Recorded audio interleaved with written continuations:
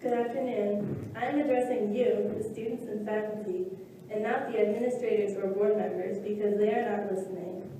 And even if they were listening, they will certainly dismiss these comments from this lowly student as they have always dismissed my comments.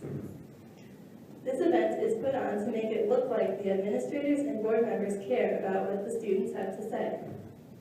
They can mention this event whenever a student feels they have no representation. However, they do not actually care. For example, students have sent to the board countless letters, all of which have been ignored. Additionally, when students protest their lack of voice at their board meetings and when students protested the tuition increase, rules were changed to ban this form of speech and cops were placed in the meetings. Threatening letters were also sent home to some of the students involved. So it's pretty easy to conclude that they do not care about what we have to say, even though they pretend to.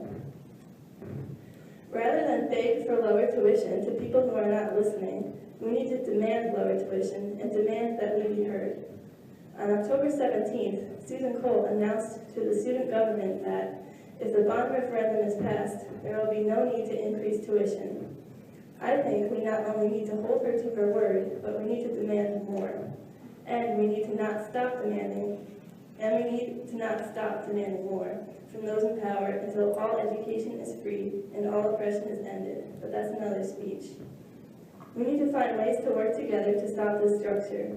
It will not be easy to challenge it. I was put on probation by one of our fascist administrators simply for sitting at a table in University Hall.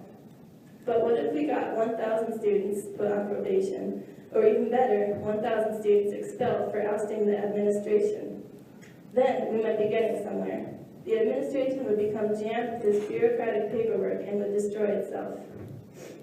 The board members and administrators claim that their job is to represent the interests of higher education to the state, which is supposed to provide for its people. However, we cannot wait to convince these board members and administrators to do this job because their real job is to not do that job.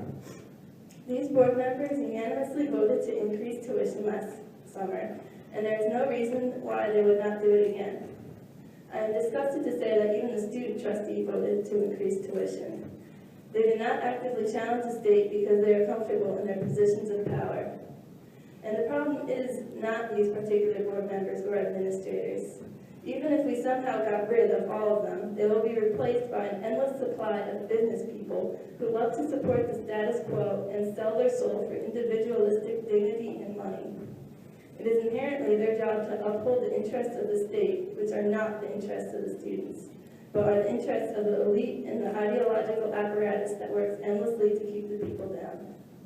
Those in power will not give anything to the people unless they demand it, unless they feel threatened enough in their position of power.